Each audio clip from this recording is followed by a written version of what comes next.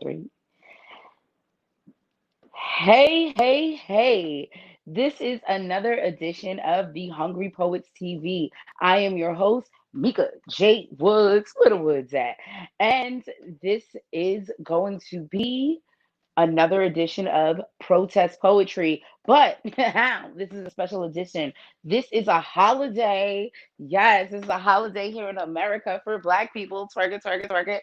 For Juneteenth, because we are free. We were not free on July 4th, 1776, but we were free on June 19th, 1865, in Galveston, Texas, where the last of the slaves, when we say last, we mean the last 200,000 plus slaves, finally were notified that slavery was over. Woo, woo, and we were free. So tonight we are here to celebrate it, and I'm going to be here to bring you some amazing guests. But I'm gonna start you off with a little piece of my work, all right? And then I'm gonna bring you somebody special. So this piece is something y'all know I'll be writing something fresh for each episode. So this because Father's Day is Sunday, and we have all of these beautiful Black men. And I don't know about y'all, but lately these Black fathers been looking like superheroes. They are fajiggin sexy. But what I'm sorry, I had a moment thinking about Black fathers. Like they're just so sexy. Like I'm trying to make a single man a Black father because y'all know I'm single.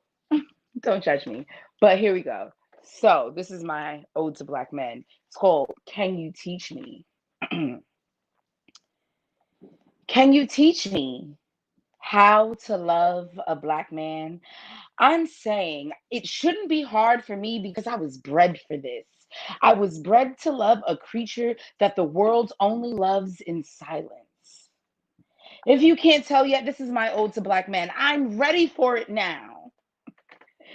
Just somebody, anybody, show me how to love them. It takes so much more to know that even at home, he is not safe. And the bigger threats are waiting for him as he walks out the door. I know already that I should pray that he makes it back safe. And that only makes me scared and not want him to leave. So I'm going to start an argument and make him feel guilty about leaving so that he can stay home. I'll take the guilt ridden trip that he is going to give because it's worth it just to see my man safe at home with me. So, can you tell me how to love a Black man? Especially when I'm still struggling to love myself. Since the images that society has set out for beauty look nothing like me, and I have to deal with that. All while hoping that he sees them and he still sees the beauty in me. So, can you tell me how to love a Black man, please? I swear I learned early how to make a mean pot of greens and cornbread and fried chicken and potato salad. And I can't grill, but I can season the meat and get it ready for you. But I'm sure that it takes none of this. I'm sure that he needs nothing more than a woman who is real, maybe even sometimes trill, someone whose backbone is made of steel and will take a bullet for you because that time will come and it'll be real. I'm just asking, can someone tell me how to love a Black man? Because I'm sure that's all he needs in today's society. Well, that was, can you tell me how to love a Black man? So I don't know if you get it yet, but I live in New York City where the fireworks have yet to stop. It is the celebration. So let's be joyous. But what I'm going to do is I'm going to continue and I'm going to bring up our next guest, which is our first poet, our first amazing poet for the night. He has an amazing name, which is after the guy who parted the Red Sea. If I maybe stated correctly, his name is MowZus. MowZus, please come to the stage. MowZus.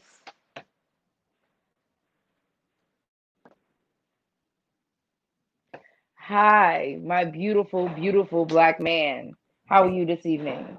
I'm good, Mika. What's good with you? I'm great. I'm great. Thank you so much for joining us. I really appreciate you taking this time on this late Juneteenth evening. Happy Juneteenth. All right, that's what's up. That's what's up. All right. Yes, yes. So, I would like you to share some of your wonderful work. Please bring it to our virtual stage. I am here for it, honey. Thank you. I appreciate the opportunity. I appreciate the platform. I'm gonna do two pieces. This first piece I wrote, I was thinking about the police across this country when I wrote this joint. And the name of it is called Or Would You Stand Up? So this is for all the police across the country. Or would you stand up? Riddle me this. What does it take to get the world to pay attention? I can't breathe. Seems to be the thing that actually makes the world listen. Racism is humanity's systemic pandemic that the privileged try to deny their role in it. That's like denying that there are Nazi war criminals that's become American citizens, or denying that there are Klansmen that are now policemen for African descendants. Where are the police officers that pledge to protect and serve? Well, it's time to stand up now. That's if you've got the nerve. And while you're standing, close your eyes with me. Imagine Breonna Taylor is your daughter, your sister, or your mother. Would you keep your mouth shut, or would you stand up? Look at the effect the world has had fighting together to flatten the curve of COVID-19.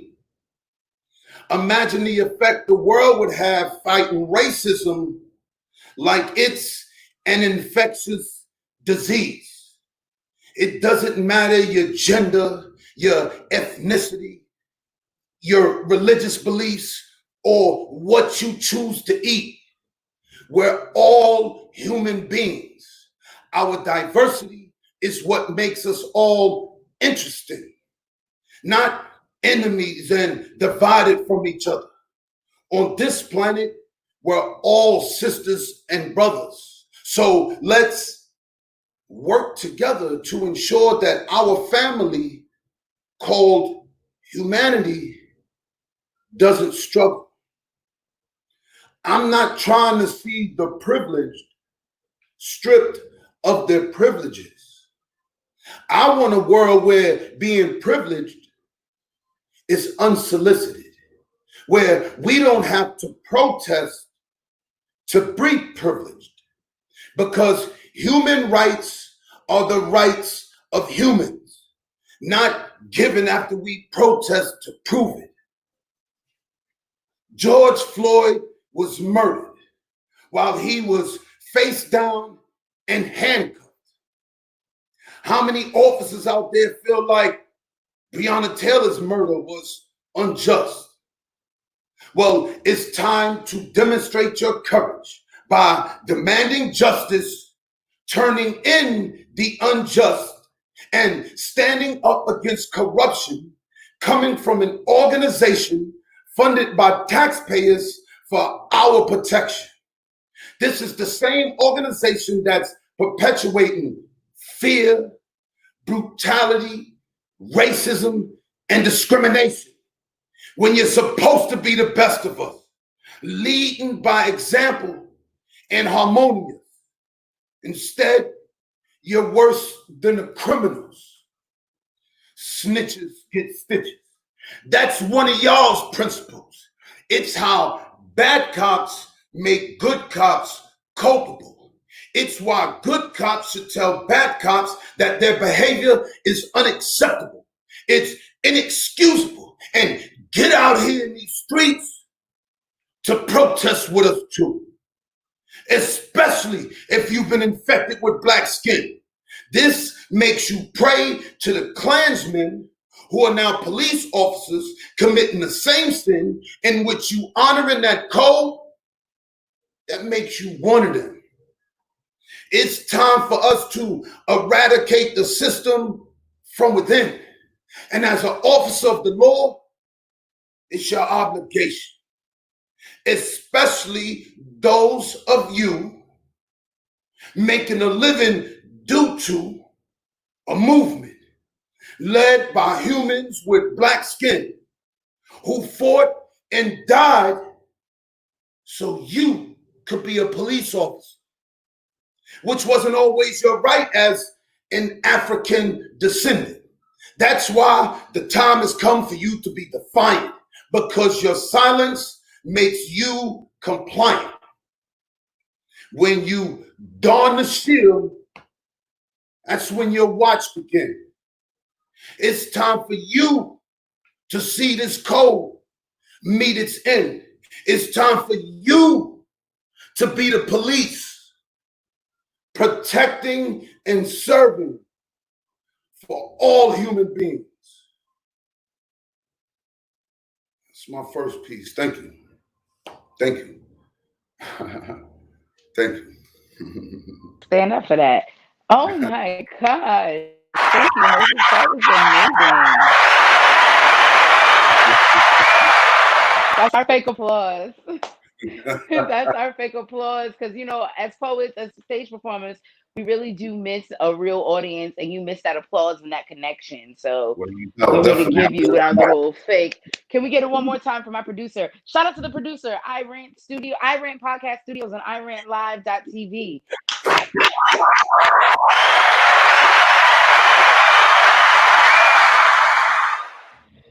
All right, well, MowZus, I want you to hit us with a second piece, because I know you got some fire, some flames, some everything to drop on me right now.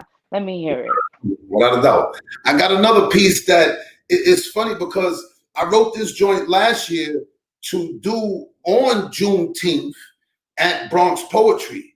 And I did it. I did it last year at Bronx Poetry on Juneteenth. So look at that. Do it again on Juneteenth. Yeah, I feel good about that. And, you know, I feel good about me getting a chance to do this on Juneteenth. I was talking with a brother of mine earlier, and we were talking about the story that is Juneteenth. And he was, you know, dropping a jewel on me, saying that it's our obligation as elders to be able to tell the story of Juneteenth and keep it paid forward. So I told him it's important to me how the story is told, because I don't appreciate or accept the way the story is told, that Juneteenth is an actual celebration. So I'm gonna get into my piece, and y'all will get where I'm coming from. So the name of my piece is called Practice Presence.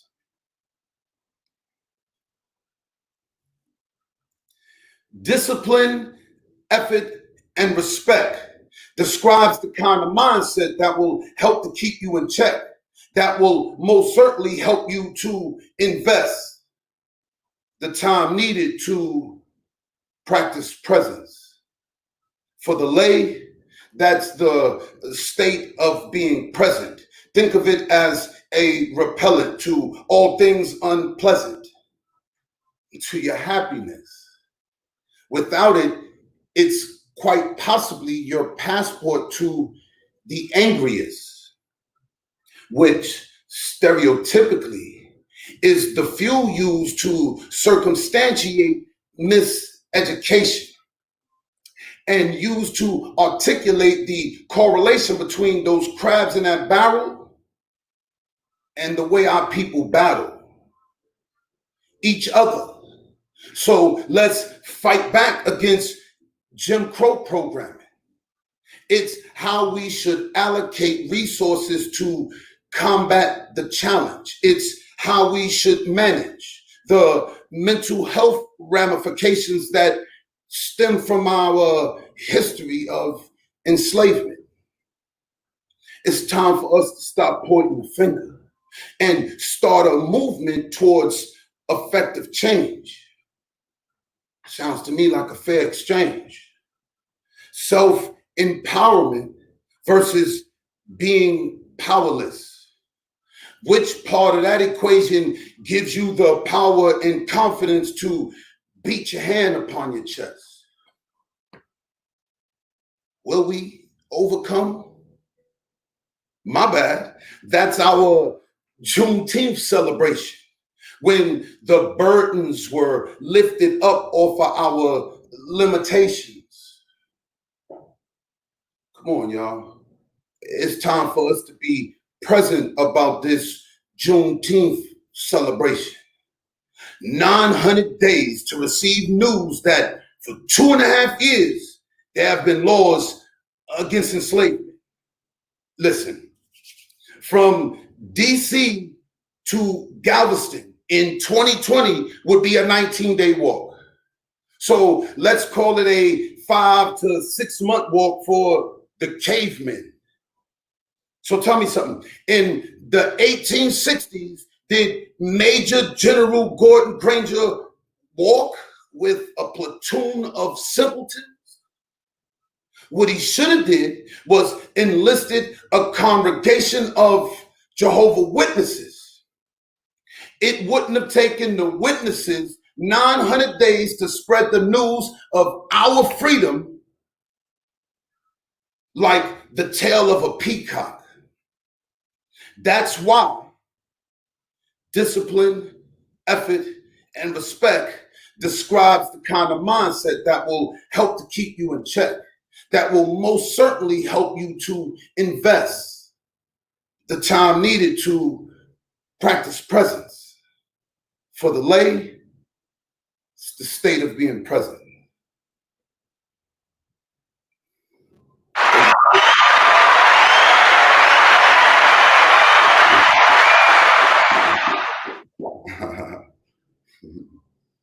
Thank you for listening. Thank So you. much, MowZus.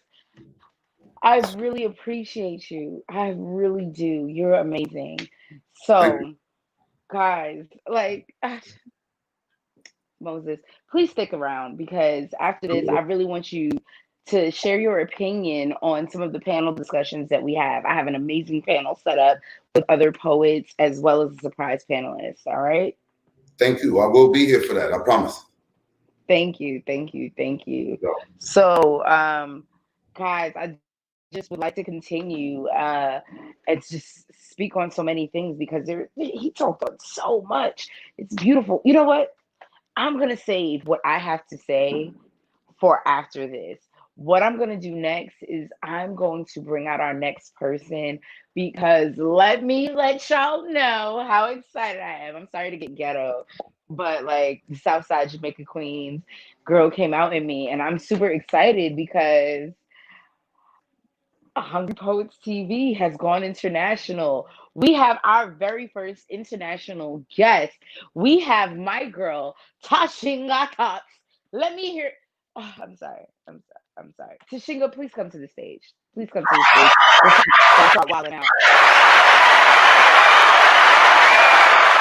Yes, yes, Queen, Hey, yes. Here Ma. you are, all the way from the How are UK, you, my from love? Zimbabwe originally. Am I correct? Can you hear me? Yeah. Oh no, Yes, oh ma'am. Can you hear no. me okay? I hear you. I hear you. You hear me? Yeah, great. All right. So we have a little Yeah? delay. So what I'm gonna do is I'm gonna sit down and let Tashinga perform. Tashinga, please give me all you got on this mic.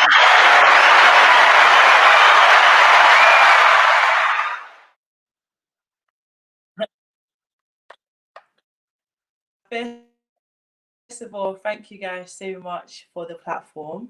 And I hope that you guys can all hear me fine. So I've got two pieces for you guys. The first one, in light of the whole Black Lives Matter movement and anything, I held like a protest, organized like a big rally, even a march, and this was the spoken word piece that I sort of made in relation to that. So this one is called A Letter to Society. And it's basically just explaining like my frustrations about society, basically.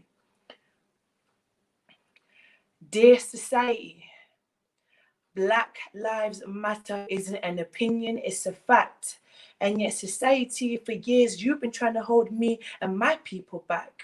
We're trapped, still under attack. You leave us with disheartened youth, more lies than truth, distorted views, seeing I'm confused. You fill our lives with pain and try to convince us that it's fine, that our lives aren't the same. You ignore our names and still refrain from admitting that Black Lives Matter. Dear government, let's start with the USA, America, shall I call it America, KKK? See, it's hard for me to say, but you let my people die every single day. Victimized, we face racism in the most brutal of ways. It's institutionalized. You lock us up in societal chains. We're going insane, and you don't want nothing to change. And the UK is not innocent just because we're not screaming racism in your face. Our systems are plagued. We're oppressed in the most subtle of ways, and its effects are loud. That nasty sound that leaves you down, that tells you that you're lesser than the white man that walks around. Dear police, we're stuck in a rigged game where some of you play by different rules just because it's us. Our hearts break and bleed at the scene of you beating us down just because you don't like the skin on us. We're afraid as we say, Officer, please don't hurt me. I'm not going to move. Is it that thin layer of blue that makes you feel like you're entitled to? But what about what I'm entitled to? You took an oath to protect and defend every person on this land, and I just don't understand why it's normal that the blacks are afraid to come into your presence, under your twisted rules, under your hand, under your foot, under your knee, and frankly, we can't breathe. You neglect us, you reject us, we're used and abused, and I'm lost and confused. It's 2020, and I'm speaking on things that I shouldn't have to. Our ancestors fought and died for us. We're entitled that miracle breakthrough, but still we can't breathe, and you don't listen. Dear teachers, you're here to educate, yet you let the curriculum dictate that all we learn is the white man history. You teach us about the white saviors and the white supremacy, but that don't relate to me. We're taken from this land. We were taken from our land that was looted of all that we had. And I just want to understand the truth, the real truth, nothing but the truth, not the whitewashed truth. Is that really too much for you to do? Dear Black people, look around you and you see that our people are hurting. But the one thing that I know for certain, and that's Black Lives Matter is not an opinion, it's a fact. Black Lives Matter isn't just a moment, it's more than that. And I will scream Black Lives Matter over and over and over until we find closure, because Black Lives Matter. And that's just that. Thank you. That was the first one.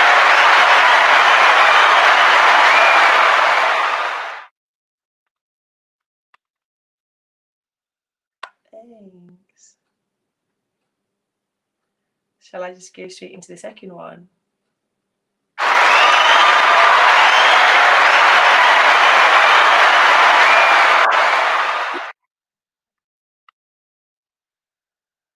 Right, thank you so much. Right, I'll just go straight into the second one. So this one is called 2005, like in light of it being Father's Day coming up, like this Sunday, obviously. And I lost my dad when I was young, when I was like 5 years old. He passed away when we were still in Zimbabwe before we moved over here. So this is sort of like talking about how I was feeling, and then like sort of realizing that he's still here always. So yeah, this one's got more of a rap flow to it, but it's sort of like still like a rap flowy type of spoken word type of thing. So yeah, it's called 2005. 2005, that's a year I don't like to mention.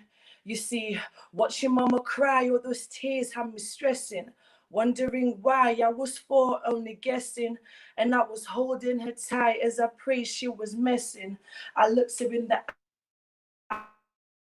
eyes and she tried staying strong, trying to figure out what had happened, what was wrong. My fight is while I'm writing down the song, remembering the day mama told me daddy's gone.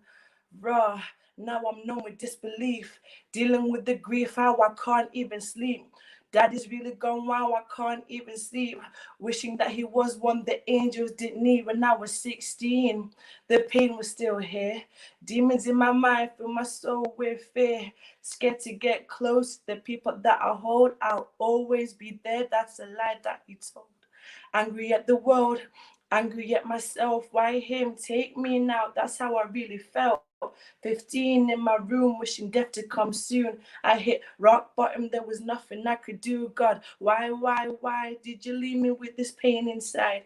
Empty heart, nothing left, only death inside. But with the smile on my face, I held it all inside. My life a happy lie, trying to make things right.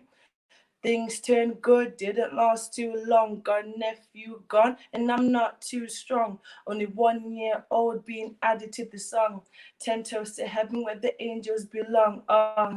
But my life's got me stressed. Life's moving quick and it's got me in distress. But what's next? Is it blessed? Is it calm or a test? Paranoia, I'm obsessed. In this world, I'm possessed. But he's screaming to Shinga, just wait. I've been here since the very first day. Daddy's looking down and he won't turn away.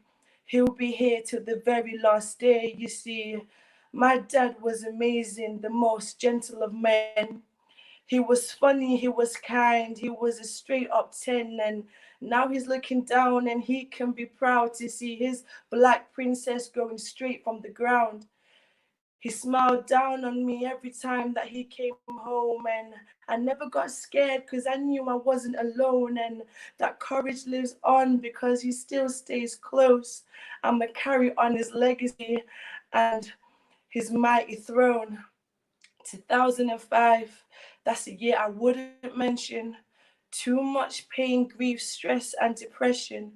2005, a year I tried forgetting. I stayed trapped in my own cruel oppression.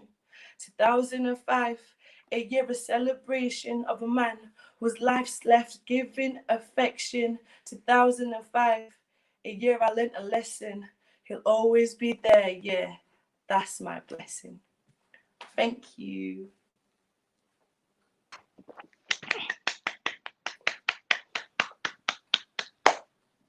Yes, that was amazing. Thank you so much, Tashinga. I really appreciate you.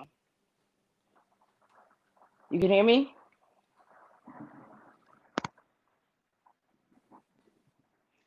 All right. Well, Yeah, there we all go. right. Bye. So, because of the delay, we're just going to keep it moving. All right, Tashinga, thank you so much. Thank you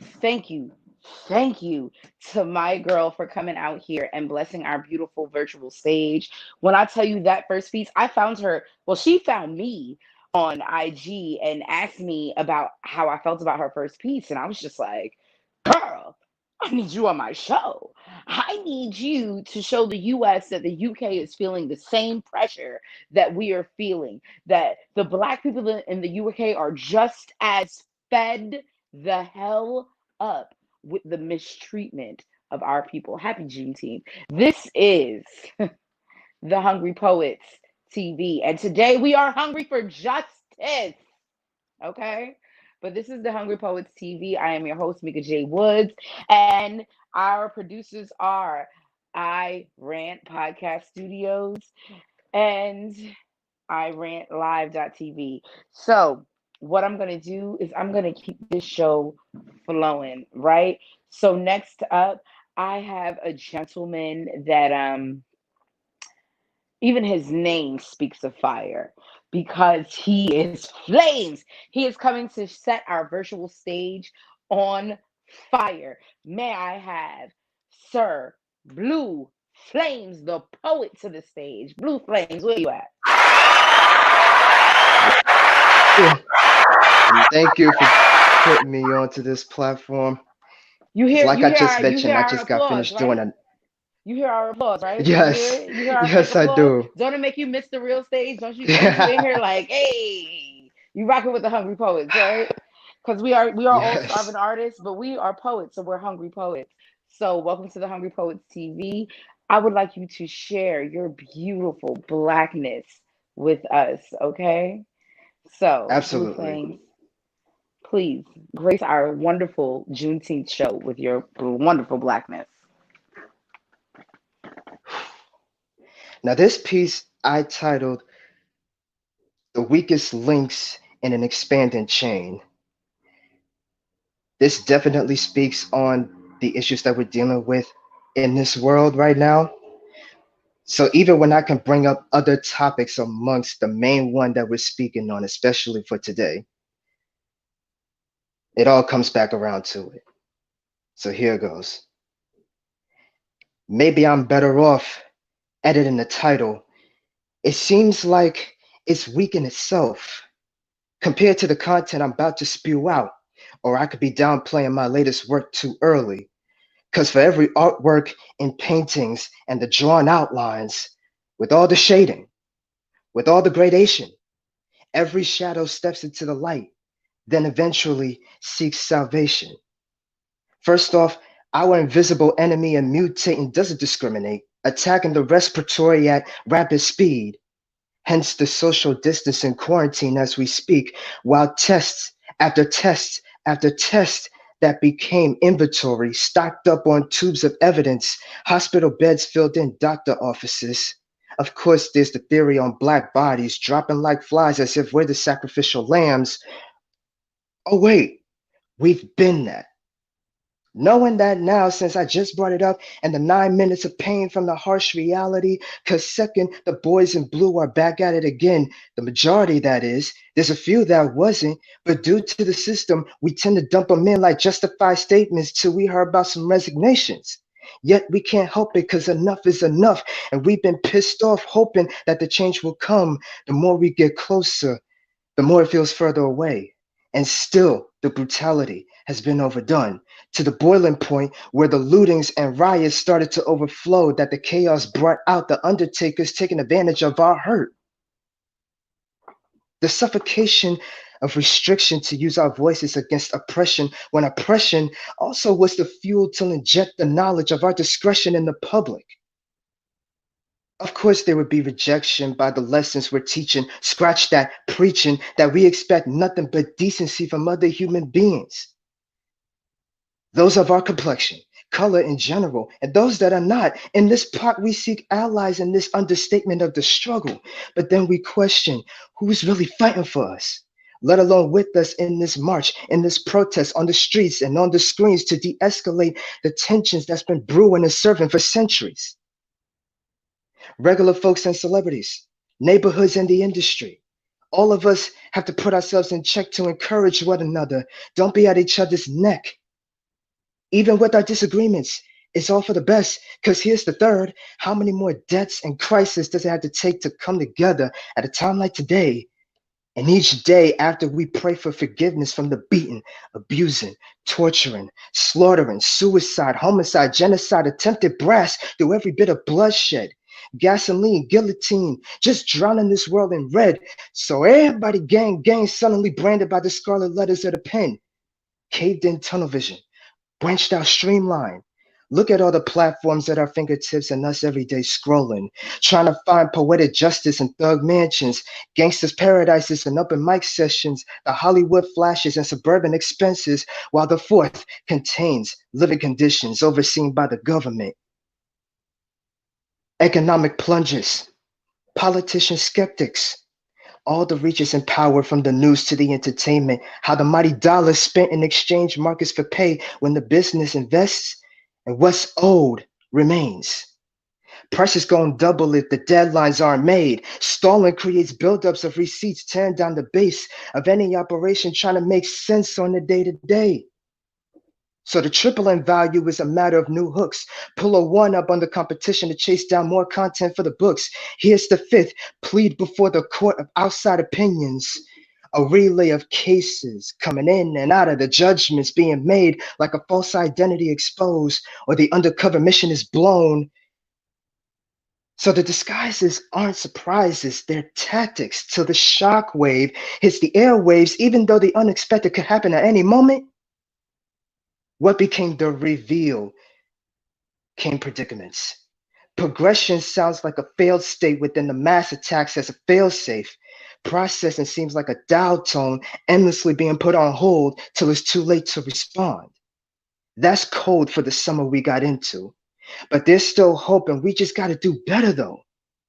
And yet that would seem far-fetched, since Amber made her calls to alert us of any emergency. One day is the outbreak, the next is the curfew for all.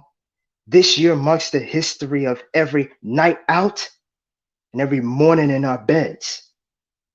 2020, the lockdown of dread.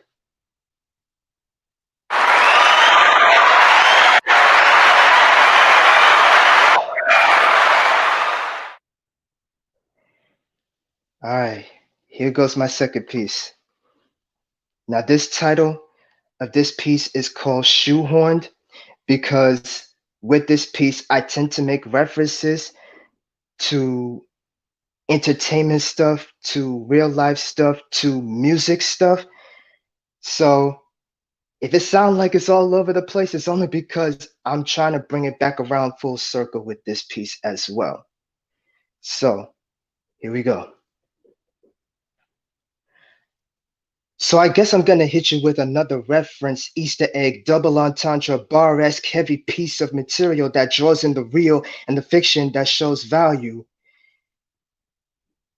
Well, at least the value I see in the building blocks of narratives, facts, and opinions being the source of the duration on my existence while I'm still alive and breathing. Kneel, no kneeling on my neck to suppress my First Amendment in hopes for the 13th. Friday being the chill period, no superstitions, no Jason Voorhees, but a great laugh at the duo, Craig and Smokey. The only high I need is written pages and family to keep me company as I became the microphone fiend, in a way, with a virtual twist for right now, reeling in a crowd. Rah, rah, like a dungeon dragon as I scheme with the Kimberlite Buster Bust scenario. For the Romans, revenge took over with the hook in the early 2010s, though. Like I'm a digger for the lessons of today and the days after, trying to step up my own game, but don't plaster my name as if I'm reaching for fame. That's not the target demo green inside of my aim. I'm going for the arrowhead light of my path to confront my past so that my future plans are still intact to take in the energy and redirect the projectiles. I might as well have a huge M marked on the right of my face with the knowledge necessary to provide wisdom and encouragement. Lucas, that is, but a little more realistic, metaphoric in tones of throwing roses at the ones who's given their lives and given their lives, those who were gone and those with a pulse, having the willpower in pursuit of happiness. And yet, this is America. That in this digital age, if you're caught slipping, you in the video footage, clip by clip, frame by frame, skip. Now on to more important matters of info. That's what it's called when being televised for the wrong reasons at the right time, till the peaceful moves spawns the chaotic scene like it's the Joker's aesthetic. Don't get it twisted. That's what was depicted. Keyword to understand the difference before jumping to conclusions, because get this. It's not like it's the first time that's happened. Glover said it and did it best when it's actually minimalistic, creating lengthy discussions and breakdowns to run the jewels fast, walking in the snow, dropping hot evidence, the piercer on the train of thoughts, breaking the ice of silence as word travels quickly through the media's algorithm phases.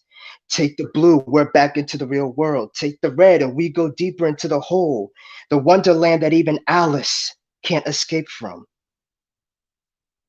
Unless she's able to wake up from this cybernetic dream, hell, how about this? Even when I have a limit policy notifying me or a glitching error on how many people I can follow, and in return them following me, online is still the dream. The dream that I could make real if I wanted to be something more than just a clockwork orange of forcing my eyes to stay open, diverted away from the main focus. So when I unplug, tapping back into my element, channeling the next three of the White Lotus, connect to the real while bending air within and around me, nomad, till I settle in towards my responsibilities. Till then, I'm constantly on the move, making my mark every chance I get to establish my capabilities as I train my memories. What I think, what I remember is based on my perception of details with each piece that takes shape, triggers, breaches the mind. Tranquility soothes the subjectivity. Echoes of experiences that I've encountered, like a fractured playback feed to the eagle eye precision, narrows in on the specific events that allows my content to distinguish itself. Might as well be the flexibility of being seen and low key, from the burst of raw talent to the unspoken ill mind series, like I'm starting to feel like I've become my own UP. Have I been Dr. Psycho? Have I contradicted my pledge to the good cause of the world? Am I sidetracked by unawareness, like I'm trying to control others' views of me, control the collective of solo thoughts to follow me, leading into global domination? Am I driven by extra attention, mentioning that I don't seek so much to manipulate their wants? Have I been a product of meandering, trying to take over someone else's story? Like, hey, Harley, I'm about to rev you up and ride your wave till I leave you hanging with your little love triangle side plot. Episode 211, by the way, no spoilers. And speaking of causes that's meant to do some good, a utilized platform is a unified reform. Judgments made shouldn't be about color, it's about character. It shouldn't be about the orientation and gender biases, no matter what the circumstances. People are people. Power is powerful when guiding the lightning, pointed in the direction where the understood frustration and the right arguments made that can strike truth into the realization of misdirection. The systematic magic trick. I can't trust a thing it says and does. I'm expected to observe and marvel at the false projection of order and stability when the corruption makes civilization unstable. Like I'm blindly following the supreme intelligence body of government and ready to call out these PSAs when speaking on inside out issues. The intention seemed like it was there, but it feels like scripted dialogue that was prepared, the act of contribution instead of taking action to enable actual helpful changes. Shout out to those who do. And so, what do I know, right? How do I really know what I feel? What I really want in life? Do I know what I need to adapt and survive? For all I know right now is that throughout the continuity locomotive, the slightest break in the chain causes a scene with so much content to absorb breeds the overload.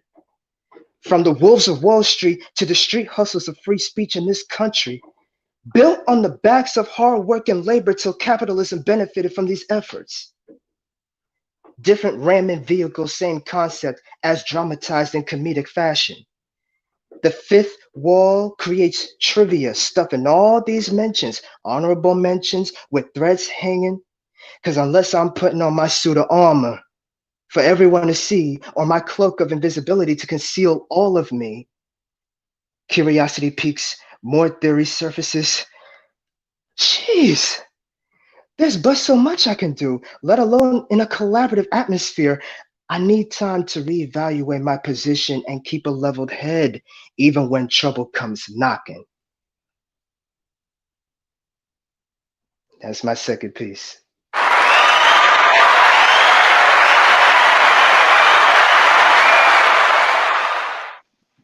Oh my gosh, thank you, Blue Flames. You set off fire bombs. I don't know if you see the comments, but we had a few I people peeped them. commenting. You peeped them, right? Look at that. We have somebody named Nigel. I don't know. I'm not gonna fake like I know how to I pronounce saw that all last of them. name, Yeah. but you got some fire comments right now, and I appreciate you. So I just want to say, real quick, the fuck you know about the Clockwork Orange?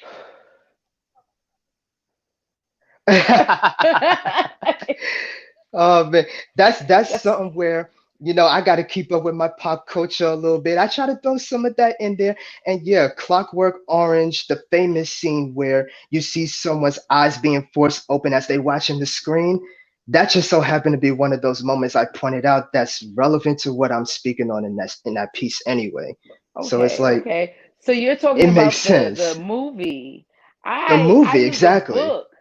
I knew the book, The Clockwork Orange. Yeah. Call me old school. I'm a book reader. I will lick and Oh, turn a no doubt. page any day. But the book is really amazing. The movie was great. But if you really like the movie, check out the book. Man, I definitely got to look into that. I mean, I'm still trying to get into books to this day. Everything is digital, but it doesn't hurt to pick up a physical copy. I'm telling It you, you doesn't can hurt to even do find the that. digital copy of it. You can find the digital copy, but it's great. But thank you True. for coming to the stage. I will leave you in the backstage. I want you to come back later for our panel discussion. Okay, so I'm going to keep the show flowing. All right. Absolutely. No problem. Thank you. Thank you. Ladies and gentlemen, that was Blue Flames, the poet. Shout out to Blue Flames. Fire, fire, fire, fire. Y'all know I'm corny. I don't care. I'm cute when I try. But what we're going to do is we're going to keep the show flowing. So next up, I'm going to bring some of this beautiful melanin magic to the stage. Can I please? I don't even know how to address you. Is it poems and poise? Is it Sam Azul? I don't know. Can I have this wonderful young lady to the stage? Hello, hello, Yes, hello. gorgeous. Yes, brown skin Don't stop girl. me. That's my Yes, jam. Don't start. yes, I'm here Don't for start. it. Yes. Oh my gosh. Well, thank you so much for having me. First of all, Miss Woods, I appreciate it truly. Just to clarify, Anytime. my name is Sam Azule. My handle on Instagram is Poems and Poise, but I people call me either. Honestly, Real, at this point. real quick, I love your handle because your handle is like, oh, okay, okay. Let me approach you properly. I love Queen it. energy, I love it. queen vibes all day, Yes. all day. But can you bless our stage with your beautiful melanin magic, Miss Sam Azul? Absolutely, absolutely. So I have two pieces for you guys. Yeah. I'll start with the one that's a little harder first.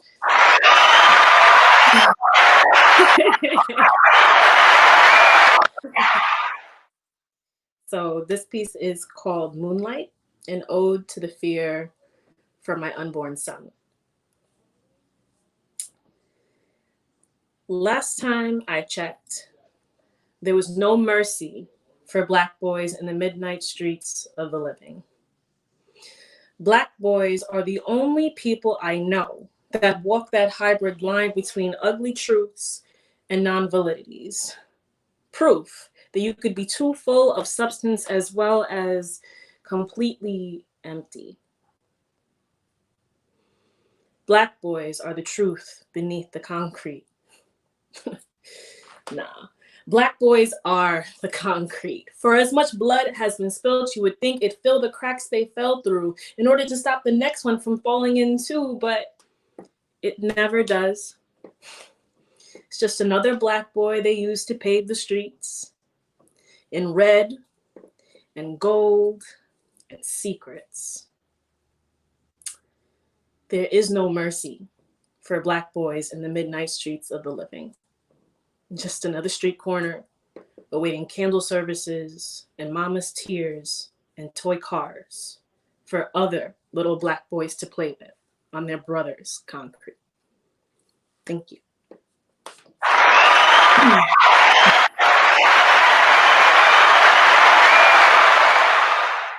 That's usually what I'd be doing on stage anyway. So, anyways, yes.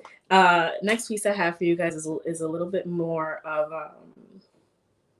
a reflective piece, a piece for myself, going through, you know, being a Black woman in this country and loving yourself as a Black woman in this country are two very, very difficult things. And so this piece is reflective of that. It's called Mirror Talks.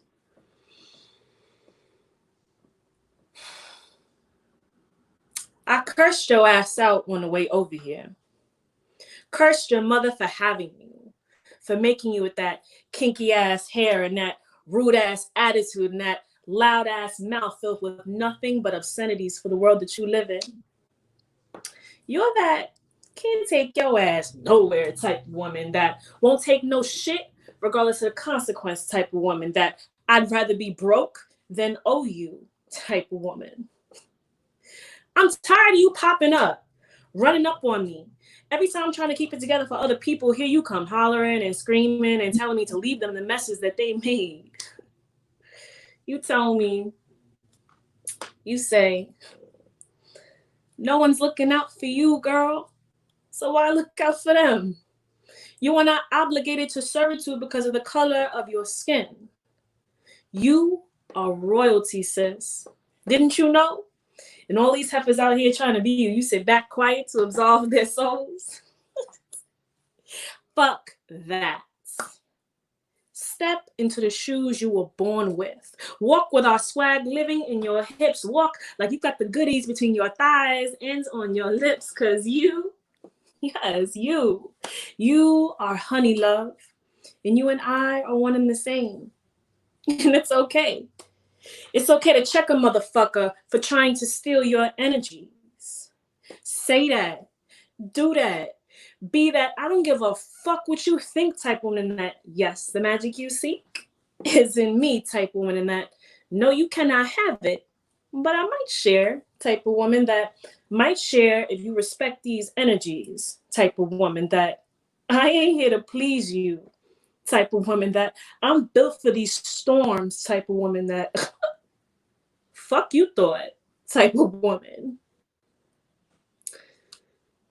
Your light breaks hearts amongst those too weak to find their own. That's not your fault, queen. Hate breeds stupidity, inhaled by those who place doubt on thee, creating a storm that sometimes feels like it's too much to break. In these moments, remember the things I say. You are your own antidote. Healing happens within you, with you, through you. Love yourself. And others can't help but to love you too, because ignorance is temporary in light of the strength perseverance has given you. Thank you.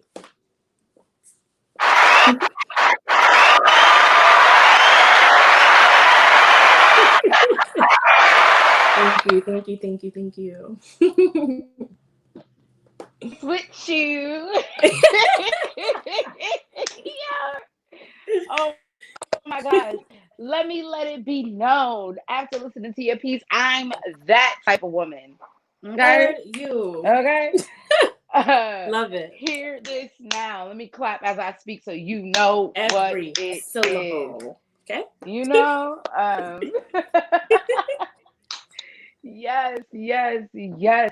Ladies and gentlemen, that was Miss Sam Azule. Find her handle at Poems and Poise. But there are periods in between because she's difficult. She not just simple. She complicated. Okay, honey? Okay. Yes, gotta work for it. Yes, honey. I am so here for you and your beautiful, beautiful, beautiful blackness. So what I need you to do is go backstage because we're about to bring you back out for this panel. Absolutely. I'll see you in a bit. Bye. Yes. All right. We were supposed to have another poet, my girl Tiny Creations, but I don't think she came back in. So shout out to you, boo. We're gonna have you back on another night. All right. So what I'm gonna do now I'm going to share a piece with you.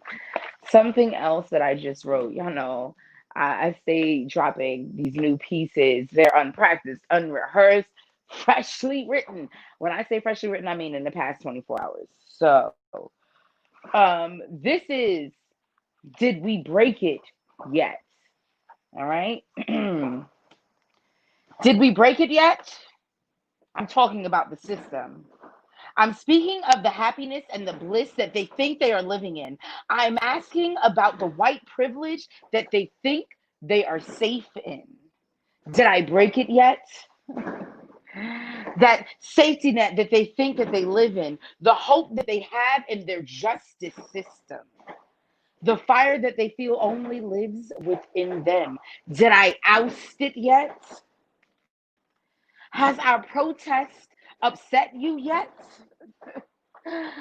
Blocking your daily traffic because you have tried to continue life as if our lives don't matter? Have I broken through yet? Broken through your everyday Instagram chatter, popped up on your discovery page so that you have no choice but to pay attention to what really matters? Did I break it yet? Break through to your short attention span that only listens to Trump saying make America great again, but low key, you have a subscription to a few black IG influencers page on OnlyFans? I'm just saying. Did I break it yet? Break through to your noise cancellation AirPods with our chance of no justice, no peace. It's time to get rid of these racist ass police. Did I break your heart yet? With black children being pepper sprayed instead of farm animals being spayed, did I break through yet? On your Facebook or Instagram page with crowds of people being rubber bullet sprayed? Instead of people who are out here praising Trump for a stimulus check, they have yet to understand that one day they will repay. Did I break it yet? Break the lock on your mind that only you have the key to understanding why we fight. So tell me, did I break it yet? So, thank you. That was it. Did I break it yet? So, ladies and gentlemen, what I'm going to do is I'm going to keep the show moving and grooving and flowing. What?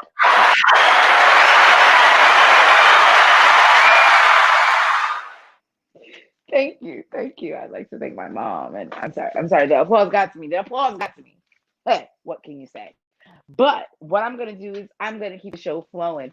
So up next, we're gonna have a panel with all of our poets and one special guest panelist. His name is Mohammed. You can tell by his name, this man is woke. I'm telling you. So we're gonna bring our panel up. Can I have my entire panel up here, please? And I will ask my first question. Yes, we have my girl, Sam Azule. We have my guy, MowZus. Yes, the man who parted the poetic seas. Uh, we have my guy, Blue Flames, the poet. Who else we got? We have Mohammed. Mohammed. Unfortunately, Tashinga could not join us for the panel because her Wi-Fi connection messed up a bit. But it's okay because she's in the UK. That rhymes. Hey, I'm a poet. Sometimes I know it. But anyway, what we're going to do is we're going to continue on with the panel. So, first things first, what I would truly like to bring up is I want to say, how do you guys feel right now in this time where corporate America is apologizing to you as Black people? Every day you go on your Instagram, on your Facebook, on whatever social media platform that you explore, and you see another apology from someone in corporate America, but there was maybe half a step of justice that was done. How do you feel? I'd like to start with ladies because we have three gentlemen. So let me start with the ladies right here. Lady, lady, lady. Let me get you. Um, my Hmm. reaction is usually like, "That's cute," but all of the extra steps that you're taking are wonderful, and it's a great place to start in building momentum, but that's not where the work really needs to happen. Does this make sense to everybody? Mm-hmm. No, I That's what I'm understand that. So saying. like That's what I'm I'm saying. good. So my I'm guy good on that. Moses.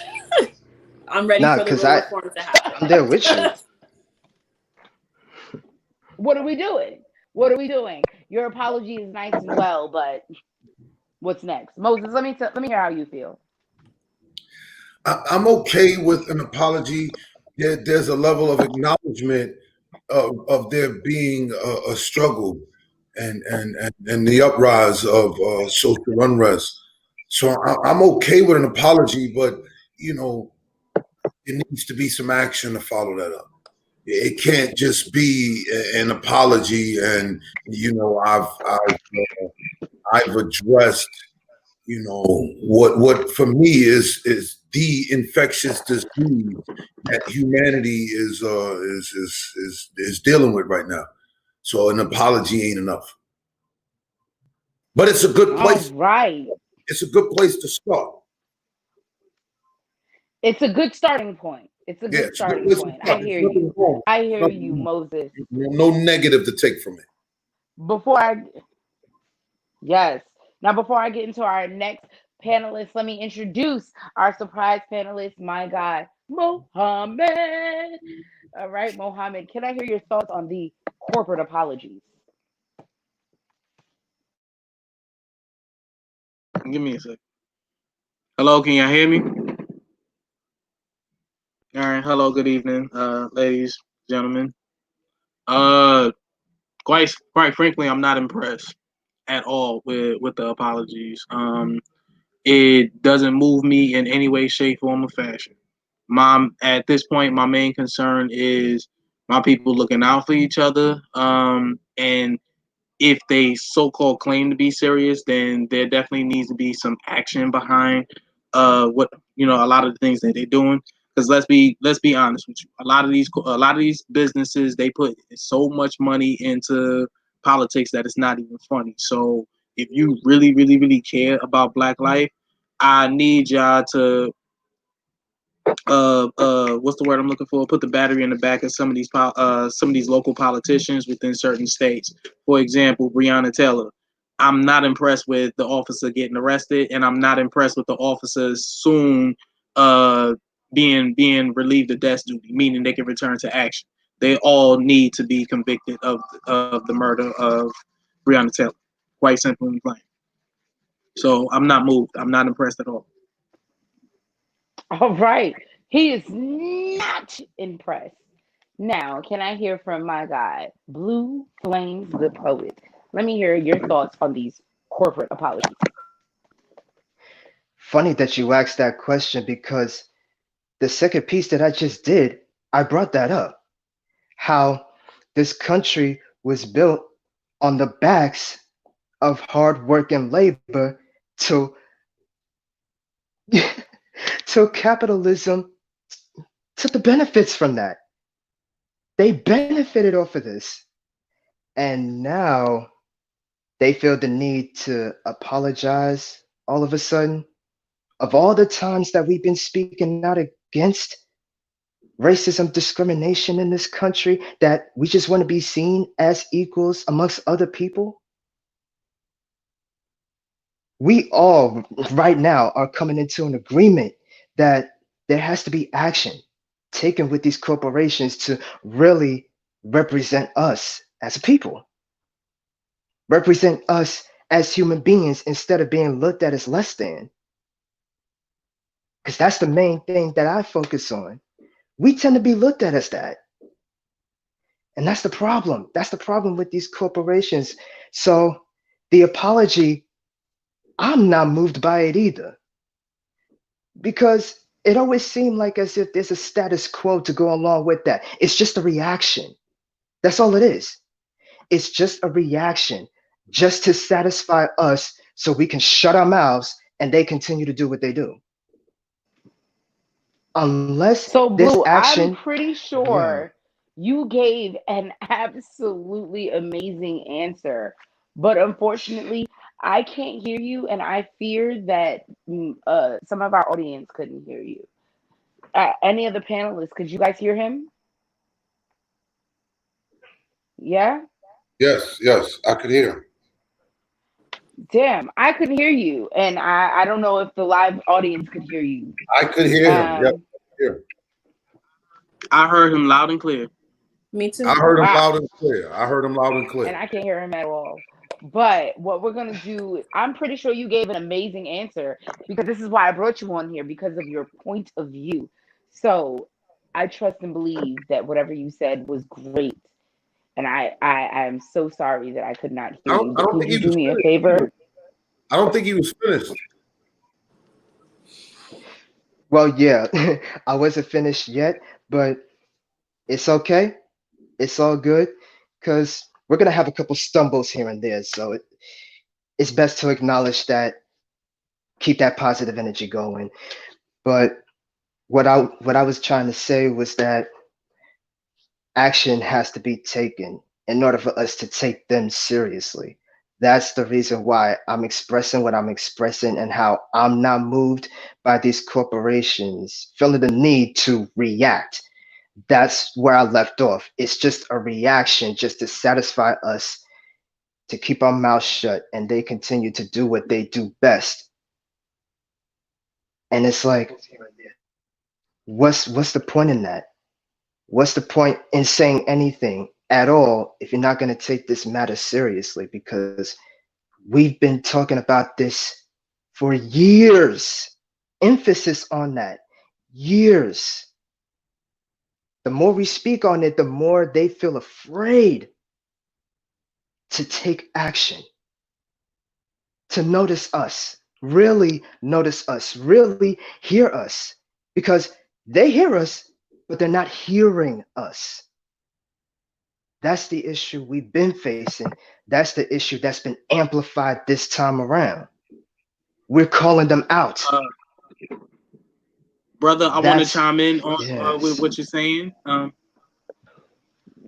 I just want to point out the fact that, like you said, we've been talking about this for years. I came across an image on Facebook not too long ago, and it definitely has been confirmed that there was an image of a brother protesting, and according to the year on it, it said July of 1938, and it's 2020. So next month Exactly. we're essentially gonna be protesting this for 82 years. My grandmother was 8 years old at that point in time. My grandmother. That is Wow. very true. That is very true. So what I want to bring up is now, where do you see the black man going in the future? Because now that we've been protesting, so back in the early civil rights days when Rosa Parks protested, they had to protest for 381 days just to get the right to sit anywhere they want to on the bus. So now, where do you see our next step going? Where do you see our great step going? We'll start with the lady. Ladies first, as usual. Where do I see them going? Yeah. At this point, from where I'm standing, I think it's a matter of like reaffirming and making sure that it's understood that what you're looking for, what we're all looking for as a collective of people who identify as Black and as African Americans, is that what we're looking for takes time, which means you need tenacity, you need grit, you need things that are going, you need to have it in you to know that it's just not, we're going to protest for a couple of months and then we're going to kick back and hope uh, things start moving. It's going to be a constant and continuum of like making sure you're now living what it is you're trying to see. And, you know, we're speaking very superficially right now, like on a social media level. Even in the past like week or so, if for a couple of people, and I'm starting to see like little spurts of it on social media where things are starting to get, a lot of people are using the word complacent, like everything is just going back to normal now.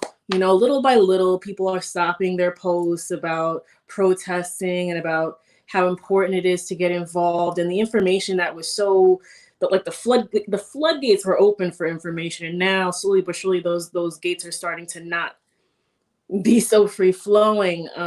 I think at this point, it's important for not just Black men, Black people to, you know, stand up tall, 10 toes to the ground, and realize that this is something that's going to take time and it's going to need all hands on deck, all effort in. You can't half-ass it and then expect to get the results that you want.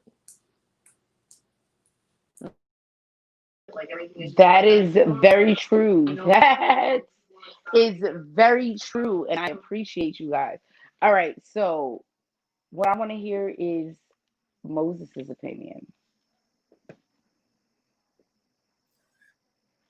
Where do I see Black men in the future? That's a paraphrase. I'm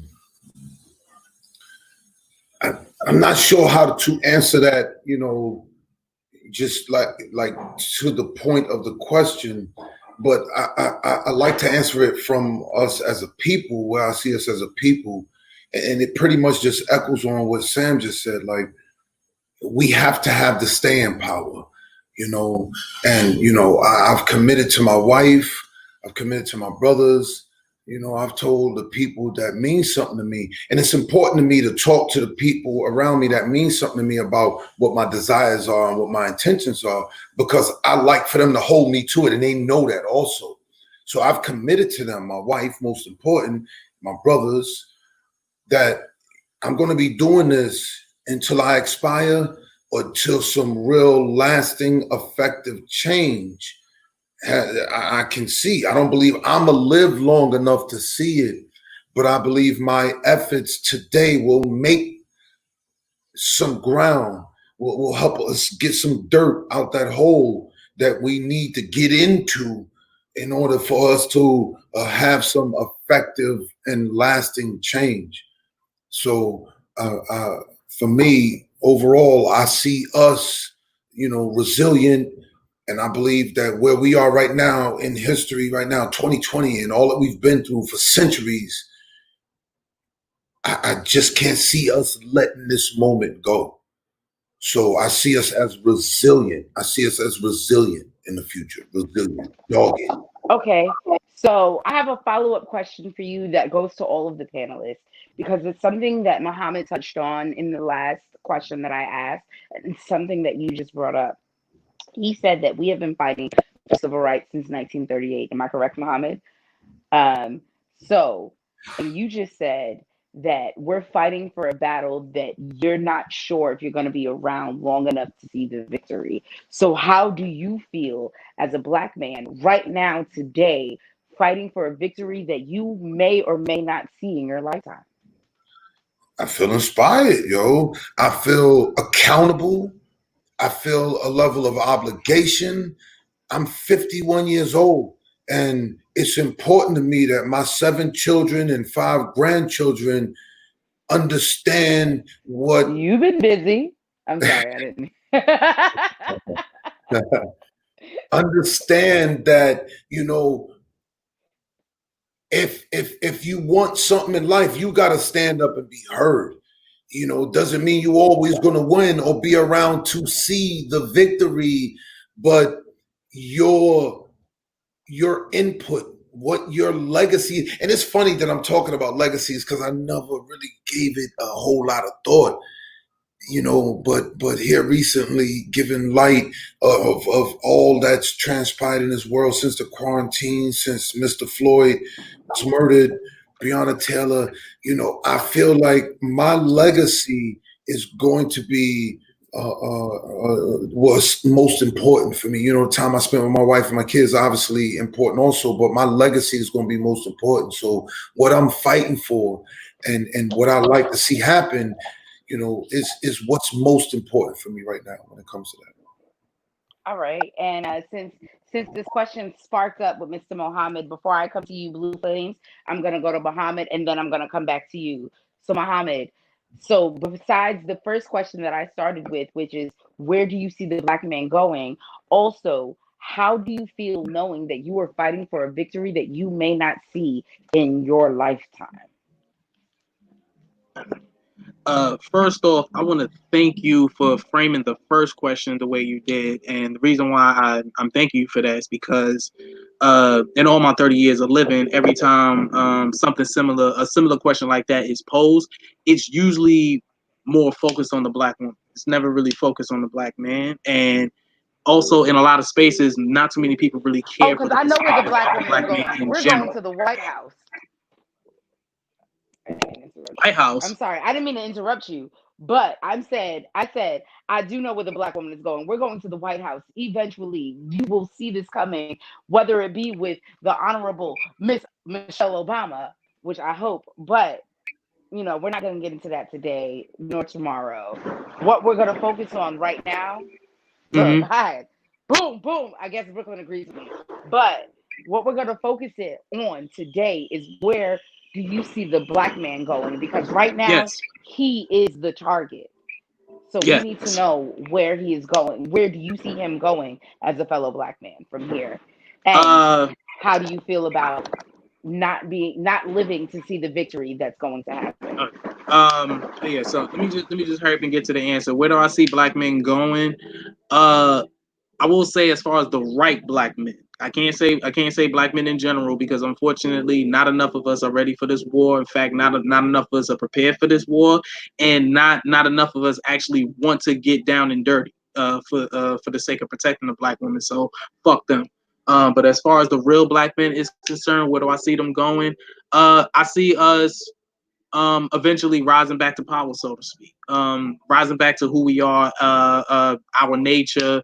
I mean, it's been historically proven time and time and again. The black man has always been amazing. We've always been strong. We've always persevered. Anything that's been put in front of us, we always dominated. And the main reason for that is because we knew who we are. So I will say at this point in time, once we get back to who we are, enough of us do. Oh, trust, we will be going places. Now, as far as question two is concerned, will I live to see that victory? Because of how crazy it is, no, I don't. I'm gonna be honest with you. Realistically speaking, I don't see myself living long enough to see that victory. But if the Most High is willing, I will definitely love to see I would definitely love to see that victory, whatever that is. Oh, so you always send me on another tangent. Last week we had the episode, what I like to call the magic show, which was an all black female panel. And I asked them where do they see the black woman going, and you brought it right into this because you're like, the black man can't go in. I see you, Mohammed. All right, you're always my guy, but I'm not going to hold up the show with stressing on the points that I really adored from the other panelists. What I'm going to do is I'm going to move straight into my guy, Blue Flames the Poet. You heard both questions. Please give me your thoughts. Oh, where do I see the black man going? And will I live to see the victory? Well, to answer the first question, I've always hoped to see black men rise up, for us to rise up as a people, so that we can uplift each other, encourage each other, help each other grow instead of tearing each other down for all the little things. Even when we come to disagreements, we got to be able to come to that one agreement. Not everybody thinks the same, but we can all be a collective. And I say understatement of the struggle because this is more than just a struggle. This has been centuries, years of us fighting this fight. No matter how many times we fight, it always seems like there's going to be setbacks somehow, some way. But we still try. we still try to see it through. I think there's beauty in that, knowing that we are still trying to fight this battle. We're still trying to be able to get people to see, hear, understand our thoughts. Where do I see the black man going? Us still rising up and speaking up for each other, to support each other, to lift each other up, because that's what I've always hoped for. That's what I've always hoped for in this lifetime. Will I live to see it happen? Right now, I feel like we'll still be fighting. I don't know if I'm going to be around to see that, but until my time comes, I'm going to live my life to the best of my ability, support other fellow black men and black women and all black people who are trying to support and help each other as well, and get others to try to see our perspective of what we deal with and what we struggle with, what we're fighting for. That's what I'm living to see now. For future reference, who knows what could happen? I may not be around. I might. I don't know. That's what life is. Life can throw you a curveball. But for me, I still see us fighting to be able to have our voices heard. But for now, I'm living to see us support each other, to see the black men support each other, uplift, and don't tear each other down for anything. Because that's what we need more of now. Definitely now. That's what we need more of. Yo, That's how I feel on the matter. I am so happy that I found a way to hear what you were saying, Blue Flames, because you have spoken so many truths. You speak on equality as a people, not equality as overall. No, you speak on equality as us as a people. How black people need to come together to create something. I love you. You're gonna have me going off on a whole nother tangent. But what I'm gonna do right now is I'm going to ask our next panel question. So to our panelists, how many of you guys can you just raise your hands real quick and tell me if you know what it means to defund the police? Can I get a Can you repeat the question, please? do you guys know what it means to defund the police? Well, technically, yeah, I know what it means. Yes. To what we're asking for right now in today's march and in our search for justice, we keep saying defund police. Do you guys know what it means, and can I get your opinions on it? Usually I start with the ladies. This time I'm going to start with Brother MowZus, so just hold off, gorgeous. Okay. Yes, I do know what it means if we just break it down, just on its face. It's talking about the police's finances, what the budget is, and us as taxpayers, how much of our tax dollars is going to be committed to the police. I don't think that's the answer, if you ask me. I believe that the answer is actually holding them accountable for what we're paying them for versus taking money away from what we're paying them for, as for me, as if that's going to help with a change of behavior. For me, a change of behavior is going to come from our level of consistency. For instance, since Mr. Floyd's murder, any officer of the law that's caught up in some issue now is getting fired, and then we hearing a day or two later that there are charges being brought against them. For me, that plus their pension being affected is going to affect real change in them, as well as some reform legislatively. That's what's going to affect real change in them. Taking the money from them, for me, is only going to initiate more police doing what the police in Buffalo, New York did by resigning. The whole squadron resigned when he came down on one of their brethren. I believe it's going to do more of that. there's talk of them going on strike and things of that nature. I believe more of that's going to happen when we push the narrative forward to defund them. Let's hold them accountable and prosecute them when they step outside of the guidelines that we as the taxpayers set for them. Okay, so I definitely hear you. The only issue that I bring up, because as panelists, we're not always going to agree. I am super for defunding the police only because when you defund the police and not defund them as a whole department, we still are going to need a police department. I'm saying cut their budget so that it can be allocated to other things like education, mental health counselors, and a lot of other things that we do need in our community that the budget is being cut for so that the police department can get more and more money. I believe that their budget does need to be cut so that our communities can thrive. So I will present this question to now Miss Sam Azule. I'm totally on the same page with you. I 110% agree. I think that money can be allocated to a lot of different programs, especially for what everybody knows them as inner city kids, inner city schools. I myself am an educator. I work in the Bronx. So I know personally firsthand my kids would benefit from more programs that allow them to learn skills that help them manage feelings when they're in escalated states. You know what I'm saying? Yeah. Having places to go after school that's not just kind of like sitting in a room waiting for somebody to come pick you up.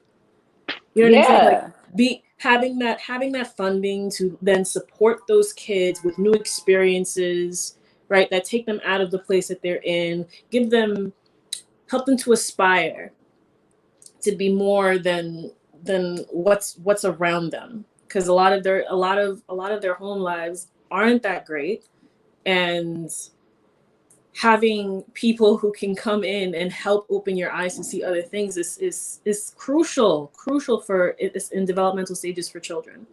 I also just think it'd be great because I feel like police they're given jobs that they're not necessarily equipped for. So like when, for example, let's say there is I dated a cop, so I know some terminology. It was called an EDP, so like a person with emotional distress, right? Which usually tends to be some type of like mental crisis or some type of emotional breakdown where it's just hard for them. They're at the point where they can no longer de-escalate themselves, so they're just wilding out, right? As a cop, I think it would be helpful to sometimes what they bring in is not necessarily what's needed in that situation. What you need is somebody who's skilled as a mental health professional to help de-escalate that person who's going through whatever crisis that may be. You don't need aggression on top of a person who is already irate and aggressive. That makes no sense. Firing that is so true. Forest fires, right? But I agree with the defunding, and I also agree that like with those funds that are put into other programs like mental health programs, which would be great, there could then be collaboration between cops and mental health professionals and people. So it becomes it becomes a thing of teamwork, right? So it's not just like the cops busting in with like all of this ready to be on the defense because that's what they're trained to do. If you're coming in with somebody who is trained in this area of like de-escalation, that's also helpful. So I'm all for it. Honestly, I think the purpose of what the police do needs to be reevaluated altogether, but that's a whole other conversation. Their job is to protect and serve.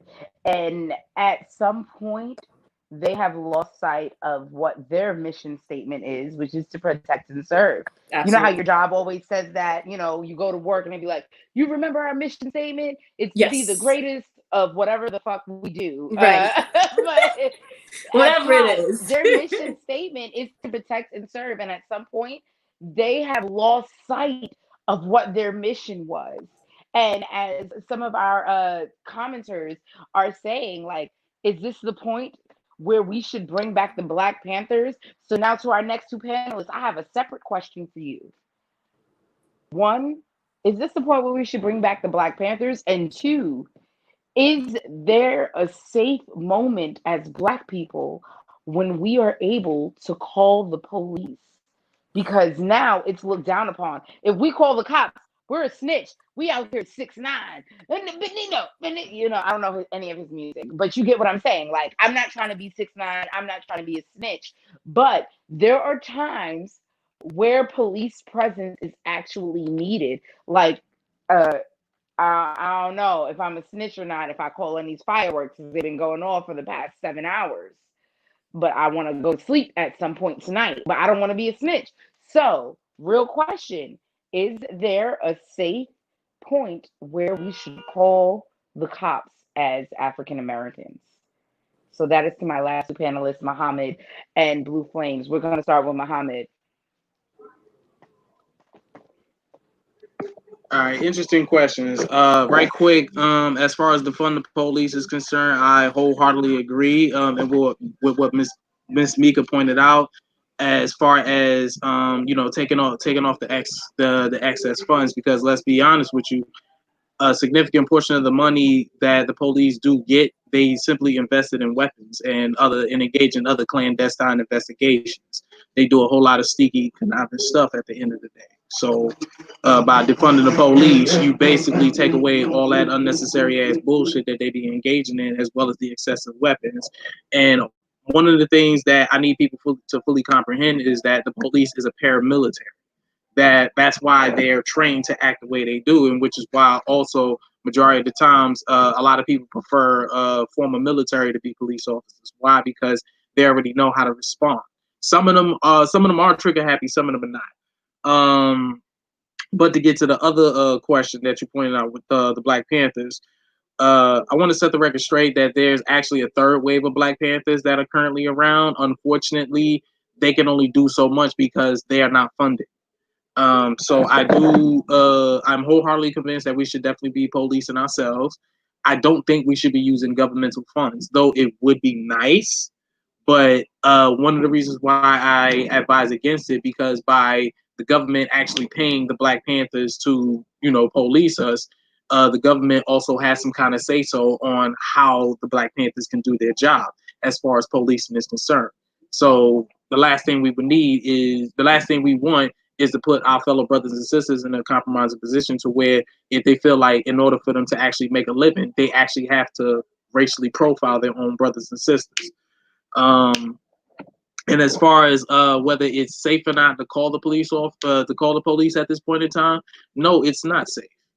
It really is not safe. It has been proven over the last couple of years that even with a couple of our brothers and sisters who are mentally ill, when the police was called to, bring them in to try to defuse the situation, they wound up killing our brothers and sisters who are mentally disabled or who suffer from mental illness. So they just really just look for an excuse to just shoot a brother or sister down. So I say like to say, we need to put in the necessary funds ourselves. And I also say that because it's been statistically proven and financially proven that we are the biggest fucking consumers here in the United States of America. Like predominantly all the corporations are the way they are is because we actually put money into their pockets. Like, for example, the guy who wrote Rich Dad Poor Dad, after a lot of people are shocked to find out that he don't care for Black lives, but yet every time I turn around in a lot of circles concerning Black people, when we talk about economics, they always cite that man. They always cite that book, Rich Dad Poor Dad. So it's very interesting how a whole lot of Black people look up to these individuals or even go as far as supporting their businesses, only to find out that they don't give a fuck about Black lives. Like they thank you for the patronage, but at the end of the day, fuck you. So everything is on us. Everything is on us. You brought up so many amazing points. Like something that my grandmother said, don't shop where you can't be hired. So we're sitting here quoting the man, Rich Dad, Poor Dad, but he will not support anything with the Black Lives Matter movement. But that's another story, neither here, well, shit, it is here and it is there. right now. But what we're going to do is we're going to take the same two questions that I asked you, and we're going to go on to Blue Flames, the poet. Blue Flames, please tell me your opinion on the matter of when is it safe for an African American to call the police? That was a big part of the question. You heard it. Speak on it, brother. Yeah, I did. Yes. Um, when is it safe? It's always been the situation where it's like no one is safe. But specifically us, we've always had that feeling that if we try to call them up, looking for their help, looking for their help to de-escalate situations that shouldn't even escalate to the point where they get. And yet, we feel betrayed given the fact that we ask for it. Hell, we pay for it. And what do? They abuse that. They abuse their power, their authority. They abuse us and try to they abuse us and try to take away our rights to be able to speak in general, speak on any situation, on any issue, on any matter. So whenever we try to call them, whenever we try to speak on something that's going on that we're seeking help from them for, and yet they turn their backs on us, how can we trust them? How can we trust them on that? How can we trust any cop? And this is another thing that I actually brought in one of my pieces that I read to y'all tonight. I I I mentioned how there are good cops, but because of the majority of the bad ones that we deal with, we tend to lump them in together. We tend to do that. We tend to lump them in together because enough is enough. We want people to see what we're dealing with, let alone the cops. We try to speak to them. We try to reason with them. We try to be peaceful about it. And then it becomes a hectic situation where it becomes a violent one. Violence wasn't going to solve anything given their perspective on things, because that's the problem we deal with when we try to call them, seek their help, and hope that they can solve the issue for us, to be there with us, to fight for us. Whether we can, whether we can't, that's the reason why we do that. That's the reason why we seek the help from them. Is it safe? This is basically saying that no one is safe until we actually have cops, the few cops that actually are looking out for us. And defunding the police. Now, I understand what MowZus was trying to say. Hold the cops accountable, take away the amount of money that they put into the system, that they put into their departments, so that they can wake up and finally realize what they're doing wrong. It's understandable what I understand where he was coming from with that, because I get that, because that's how I felt about it too. But at the same time, Meka, Sam, Mohammed, what y'all brought up, that's the most important thing to me as well. That's where my mind is at.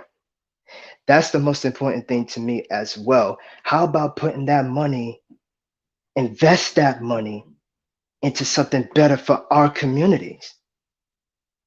Something better to keep us afloat, something better for us to be able to grow, evolve, become more than what we're looked at as. We are trying to build, but what we kept witnessing is destruction. That money should be invested into what we need as a people to be able to grow, evolve, and to be able to have that right to speak, to be able to have that right to seek help when we need it most. Invest that money into something other than just another big corporation, another police department, weaponry on top of that.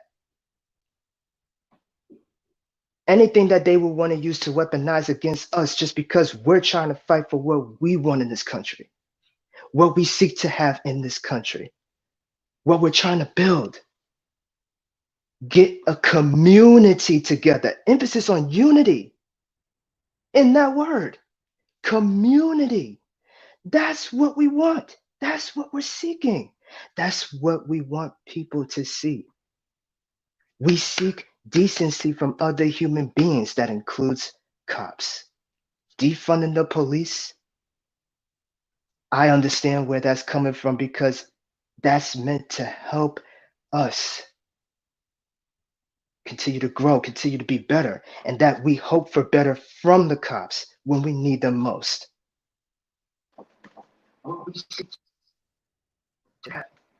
So, so our producer came on. That means we've been on for a whole long time. Nah, that's not what I mean.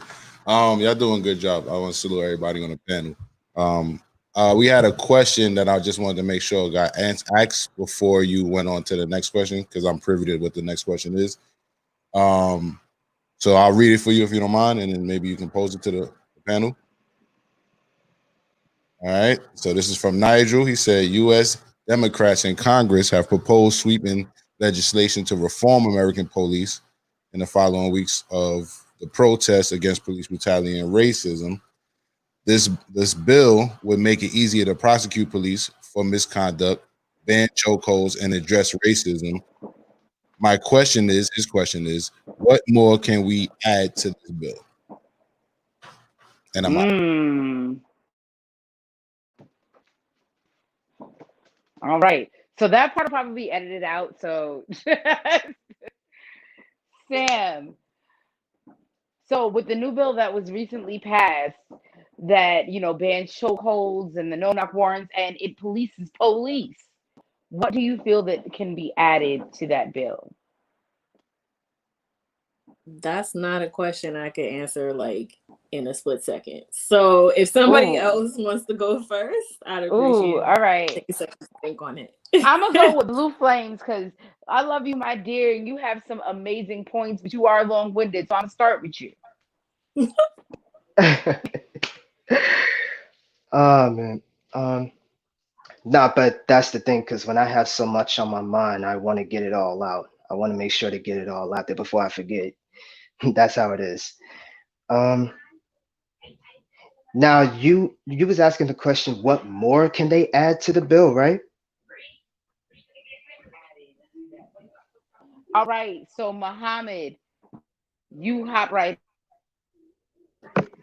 Nah, yeah, that's what I don't think she heard you, but yeah, that's what the question was. That's what the question was. What more can you add to the bill? Yeah. Okay, so I can't really answer that question either because I feel like this just passed. What more can they do? Right now, I don't know at the moment because I feel like at the end of the day, they're the ones that got to figure it out. Because at this point, we said what we said, and it's been enough times that we said it. How many more times are we going to bring it up to them? They're the ones that got to figure it out. They're the ones that are passing these documents. They're the ones that's laying it down in this country, right? They're supposed to be the higher positions of power, so why not they figure that out? I can't do it right now. I can't really speak on that right now. What more can they do? Because right now, that's something they need to think about. That's how I feel. Like this. All right, Blue Flames. Have you given your full and complete answer? Because I'm gonna move on to Brother Muhammad because I know he got something that he really would like to get off his chest. I feel it. He done sat up. He done rearranged his kufi and everything. Muhammad. I'm sure he does. No, I'm sure he does. Right now, yeah. That's my answer. I'm pretty sure he can inform us on what he feels about this bill being passed and what more can be done with it. But As I said, the way that I see it, it's up to them, the higher powers. They're supposed to be the ones to figure this out, to help this country get better, to make our lives better, because that's how I'm feeling at the moment right now. But I'm gonna let him have it because I'm sure he got some more to give us, some more info. uh, well, I'm gonna be honest with you. First and foremost, I'm not convinced there's such a thing as good cops in any way, shape, form, or fashion. I say this because they operate under they're honestly speaking, the original job descriptions. The police actually descend from slave catchers or the so-called slave patrol. And I'm only using the word slave in that particular context because as far as our ancestors are concerned, they weren't slaves. They never willingly chose to go into slave labor. They were enslaved, meaning they were forcibly put in a position they had no business being in, and were forced to, do. Well, you know the history, but anyways, I'm wholeheartedly convinced that there's no such thing as a good cop. So with that being said, I think we're putting too much energy and we're giving legislative too much power as far as determining how this bill is supposed to be. Because as you can see, the simple fact of the matter is they don't know how to approach us. Like, just the mere fact that they think by putting certain things into the bill, such as banning chokeholds and no knock warrants, they think, okay, cool, well, this might be a step in the right direction. No, y'all really don't know how to approach us. Y'all really don't know how to, I'm not even going to say handle us because that's disrespectful to even say in and of itself as far as us as a people. So we're giving them too much power. It goes back to what I was saying initially with the first set of second questions, which was that we need to police ourselves. We have the necessary funds to do it. I mean, again, we are the biggest consumers here in the United States of America. So it should be nothing for us to hold ourselves accountable, at least financially, to make sure that we actually pay for an actual police force to do it. And I say this because we actually do have well-equipped people ready to look out for us. We have formally trained military brothers and sisters. We have veterans. Shoot, I'm best friends with a Marine vet, and I'm fairly certain a lot of y'all are not best friends, but a lot of y'all are closely connected with Black people who have been in the military form. So these brothers and sisters could definitely use jobs. They could definitely look after us, and honestly, as an incentive as well. Even the so-called gang members. A lot of them ain't got shit else to do. Unfortunately, they functionally depressed and hang out there on the block, put their asses to work. Teach them how to shoot and tell them straight up, look here, if you're going to hug the block and you're going to be out here, the least you can do is protect us. If you don't want to protect us, get the fuck off the corner. And that also leads to us creating necessary resources to make sure we get brothers off the corner. Brothers and sisters off the corner. We do what we got to do to make sure brothers and sisters are not functionally depressed and they actually are put in positions to where they can actually take advantage of some resources of some kind, so that way we can build our respective communities. It's a whole lot, long story short. But as far as the legislative process is concerned, once again, we are giving them way too much power. The responsibility to ultimately be on us. That's really all I can say about that. Brother Moses, can I hear your opinion? And then we're going to scoot back to Sam and we're going to wrap it after this, all right? All right, and what am I giving my opinion on here? You were giving your opinion on if you would like to add anything to the bill that was just presented with where they ban no knock I didn't hear anything. Right. Okay. All right. Well, my answer to that would be the 8 can't wait that former President Obama talked about when he was trying to give us some motivation and incentive with the momentum that we have right now. I believe that should be a federally mandated thing passed for all police to have to abide by the 8 can't wait. But if I can, I like to talk about that snitches get stitches thing. If I can, do I have some time for that? Yes, please. Okay, I like to talk about the origins of that. Like the origins of that, it's a bond between untrustworthy individuals. So criminals, just to keep it simple, it's a bond between them. Like, we're going to get into this criminal act together. And if one of us get caught, the honor amongst us as thieves is we won't rat the other one out. That's the origins of it. It wasn't meant to extend out to us as a community, because if we think of it on its face, I'm a tax-paying citizen and my tax dollars are going to the police to patrol and protect my community. So if I want to make the most of my tax dollars spent, I would want to provide the police with as much information as I can as it pertains to criminal activity in our community, so that our community could be a whole lot safer. So we're not in cahoots with the criminals. If we as community members adapt the idea that snitches get stitches, it says that A, we want to provide a safe haven for criminals within our community. B, we want to defund the police that we actually pay to patrol our communities. Something about that is twisted, yo.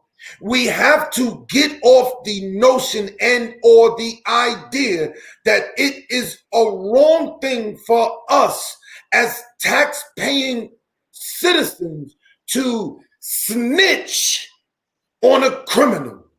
It is my moral obligation to provide information to the people I pay to patrol my community to get the criminals out of my community. It is not my moral obligation to provide a safe haven for criminals within my community. That's ridiculous.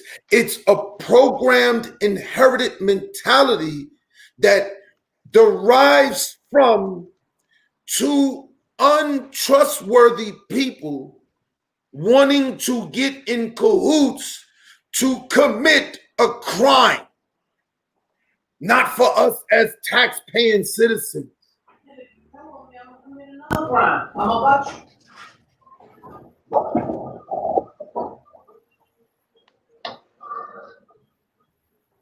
All right. Well, MowZus, I was hearing you Definitely agree. speech up until the end. I don't understand what happened at the end of that, but I definitely hear what you say. You say that it is not up to us as a community to provide a safe haven for criminals. And by us not calling the police or not coming forward when we see criminal activity, then what we do is provide a cocoon of safety for people who are committing unforgivable acts. Am I correct? Yes, you are correct. Yes. It makes no All sense right. So for I hear us you. to adopt that. So it doesn't make any sense for us to adopt that. I do hear you believe that where we hear that it is okay to call the police on criminal acts, what our counterparts here, what our skin counterparts here, what the Karens of the world here is that it is okay to call the police anytime, any place, anywhere, where it makes them, it now makes us criminals in places that we are not committing criminal acts. Hashtag Ahmaud Arbery, hashtag Trayvon Martin, hashtag Eric Gardner, hashtag Tamir Rice, where people all called the cops because they felt like they were doing the right thing, because they felt like they saw something or somebody committing a criminal act, but they were not. All they were doing was being Black and living in America. So I ask to you, MowZus, again, is it okay for us to call the police, knowing that once we call the police, we then become the target? Yeah, my answer flat out to that. Hell yeah, it's us. It's okay for us to call the police. This is why I don't believe we should defund the police. We should hold them accountable for what we actually pay them for. And with this movement that we have in place right now, there are some changes that are in place. These cops are getting fired right now. We need to keep that going. The governor of New York, he just signed, I can't remember the exact name of that bill. Mama, what was the name of that bill? 50 something? 51A. 51A, 51A. where we now get the information pertaining to the officer's history as a cop and things like that. This is going to But help wasn't that what hold the police themselves accountable for really their. quick? I'm I'm sorry to interrupt, but wasn't that what the complaint review board was for, the CCRB? That they came out with the cop complaint review board that was supposed to be our way of complaining about police brutality and things that are happening? Was that not the old version of what the 51A bill is supposed to be doing right now? Wasn't Hmm. that what we got? Isn't that what we got body cameras for? That they can turn off and on when they choose to? Isn't that what we have been fighting for? Is this not the justice that we've been fighting for that they keep seeming to find loopholes around? I would have to agree. Yes, it is all that we're fighting for, and they have been finding loopholes around it. But that still doesn't change us being able to put the legislation in place to hold them accountable so there will be no more loopholes for them to be around. There will be ways for us to legislatively, legally hold them accountable for their behavior and the things that they do that goes against what we pay them to do. And let me give a little analogy here. If we as homeowners pay someone to come in and paint our home green, are we going to be okay with them coming in and painting our home purple? If we're not, then that means we need to be able to hold them accountable for the money that we're spending for them to come in and paint our home green. And as long as everything Okay. is in place for us to do that, then everything else will fall in place. Okay, but have we not been paying them for years to paint our homes with justice, but they've been painting our homes with KKK blue for the past 40, 50, 60, 70 years. But you know what? Me and you can go back and forth on this point over and over again because I believe in defunding the police and allocating that money to programs that we really need in this community, community centers, places for people to be, homeless shelters, things that we really need in the community. That if we had those things in place, the police wouldn't have to work as hard and they wouldn't be doing jobs that they are not supposed to be doing. They wouldn't be fake mental health counselors. They wouldn't be out here trying to help fake youth because they would have places for the youth to go. But as I said, me and you can go back and forth on this issue, back and forth and back and forth. But what I want you to do now is I want you to show your love for the Black community by suggesting a wonderful and beautiful Black business that you support and you would like others to support. Um, I'm sorry, I don't remember the name right off the top of my head.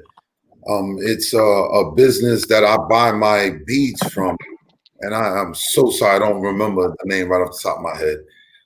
This has been a great panel and a great discussion that it escapes me right now, so I do apologize for that. It's okay. It's okay. So we're going to move on to the next panelist.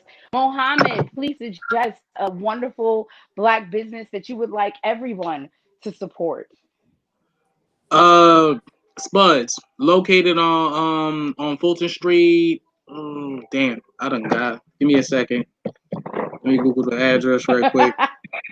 I've actually eaten at Spuds. They good. You got to try their jerk chicken French fries. Ooh, and they got the little French fry Ooh, got that. wings on the wall. You can take a picture, be lit on social media, like, hey, with the French fry wings in the background.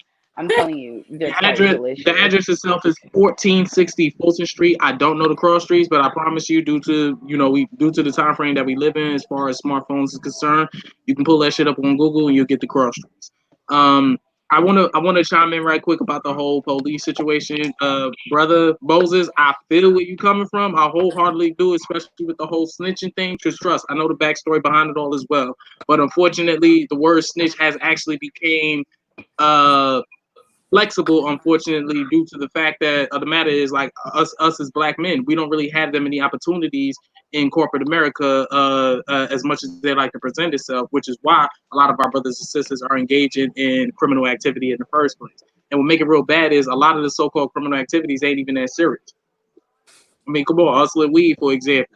Cats is just trying to eat. Cats is just trying to feed themselves. You know, code violations, building violations, as far as, like, throwing parties, sisters doing makeshift nail They started salons as and rent hair parties. salons, et cetera, et cetera, Rent et cetera. parties was a I can code go down the list. violation. I'm just saying. I know. But the point I'm trying to make is like, we got to do what we got to do to eat. A lot of us are not afforded the same opportunities. And given the fact that how white America is situated, or rather just America is situated in and of itself, like, we have to play a whole bunch of games for no reason. We really do. But, I digress. Spuds, 1460 Fulton Street, located in Brooklyn, 11216. Check it out. All right, all right, all right. So I pose this question to my guy Blue Flames the poet. Can you give me a black business that you frequently support and you would like the rest of our audience and our members to support as well? Oh man, I with that question being brought up, I couldn't really think of one right now. I I couldn't really know, think me of and one right Moses now. been at it for a second. Moses, you know it's all love, right? We just have a difference of opinion on things, and that's why I brought up a panel so that everybody doesn't know that my opinion. I don't feel like my opinion is gold. I feel like the collective opinion is gold. But me and Moses seem to see things differently, and I love that. I love that this black man sees the world different from how I see the world. And that is why, as a collective, we are going to make a change. Did you want me to reply to that? You can reply, Moses. I would love Well, it. I didn't actually see us as going at it. I saw you as the host, and you asking me questions, and then providing your viewpoint on it. I didn't actually see us as going at it. I saw us sharing our diverse way of seeing how to address this issue. And somewhere in between that is the actual answer. So that's why I don't see it as That is us very going true. at it. I see it as us building upon what we need to collectively come together to find a way to coexist without racism and hate. That is very true. And I have to correct myself. We weren't going at it. What we were doing is expressing our differences of opinion. But I don't want us Exactly. to leave it just on me and Moses. I would like to bring Sam Azule back into this, and then we'll come back to you, Blue Flames, with whatever wonderful black business you would like to support. Sam, what black businesses would you like to promote? So the one that's off the top of my head is she's a good friend of mine. She's actually located in Brooklyn, but everything that she makes is pretty much out of her own kitchen. The actual brand is called Sacred Valley Adornments, and she does waist beads, she does beard oils, she does homemade shampoos. She does the fragrance oils that you can use. She's putting together a line of some shea butters for us to use, like, after we get out of the shower and all that good stuff. She's fabulous. She tries to dip her hands in everything. She's got waist beads, she's got jewelry, she's got rings. And I love her for it. I love her for it. You could find her. Most of her platform is on Instagram. So you can follow her at Sacred Valley Adornments, and she will hook you up with whatever you need. She's constantly cooking some good stuff up. So I advise and suggest everybody go check her out for real. That is amazing. Blue Flames, any black businesses you would like to promote? Well, I did think of one, and it's involving music actually. And I was involved in a program with audio engineering and music production because I'm actually trying to get into that myself. And it's called Jambox Studios, and it's here in the city. And I would like for that business to be supported because the studio, it's like a small room. The studio is a small room, but that studio has worked with artists like J. Cole. Because when I found out All about that, I was right, like, you. what? How did that happen? How did I not know about this sooner? I would love for the support to go towards that Jambox Studios. And if anybody is into music, anybody is into working behind the scenes, following up on the programs in order for you to get hands on, in order for you to get in touch with your musical side, well, as soon as you enter in, they'll be sure to let you know through email when you can join in on the program, whenever you can pay them to be able to have your studio time. And when they can help you out, they can help you out. And when you're able to pick it up on your own, you'll be able to pick it up on your own. So I figure, why not? Jambox Studios, I would love for people to support that business. That would be helpful because I'm a musical person and I love to get hands on and I want to be behind the scenes. So I wanted that support right there. I wanted that support for that studio. Thank you, thank you, thank you. Once again, Moses, I want to come to you. Do you have any black businesses that you would like to support? Please mention your own as well, because I know that you have some beautiful artistic creations that I would love the world to know about. So please tell them about that. Well, I'm glad you said that because my wife and I was just in here talking about that, saying, "Yeah, we're not going to plug ourselves." And I was just No, trying to plug find. yourself. Well, yeah, we were saying we thought that would be tacky, so that's why we didn't go there. And I was trying to find the black-owned business, but unfortunately, I still couldn't find it. So I'm sorry about that. But we You we are a do black own. owned business. Yes, we are. We do own our own photography business. It's a full service photography business. It's called Expressions by MowZus Baugh. And Moses is spelled uppercase MOW, uppercase ZUS. That's our brand. The two uppercase letters, the M and the Z, that's our brand. MowZus Baugh, BAUGH, Expressions by MowZus Baugh. On Instagram, you can find us at Moses, MOWZUS on Instagram. You can find us there. And if you want to find us online, our website is expressions at MowZus Baugh. All right, all right, all right. So, as you know, I got 1,000 black owned businesses that I would like to support from Yawadin on Fulton Street to I Rant Podcast Studios, also on Fulton Street, to S Caress Boutique, to Peaches, which I eat there very often, Mom Pop Soul Food, to me, Meka J Woods. I am a brand, I am a business, I am your host. All right. And this has been the Hungry Poets TV. We have presented to you tonight some amazing poets, some amazing panelists, and I thank you for taking your time and listening to us. Okay. So, once again, this has been the Hungry Poets TV. This was Protest Poetry, the Juneteenth show. And real quick, real quick, real quick, to all of the fathers, might I say a happy and wonderful Father's Day because you all deserve it. Those who are there for their children.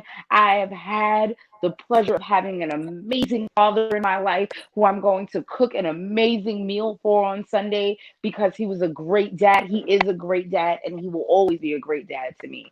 So happy Father's Day. Once again, I am Meka J with your host. This has been the Hungry Poets TV. Our guests were MowZus, at the word rules, Sam Azule, Poems and Poise. We had Blue Flames, the poet, and our special panelist, Mohammed. Our producers were iRant Podcast Studios, and you can catch us on iRantLive.tv and youtube.com/The Ranters Union. Thank you, thank you, thank you. I appreciate you for attending.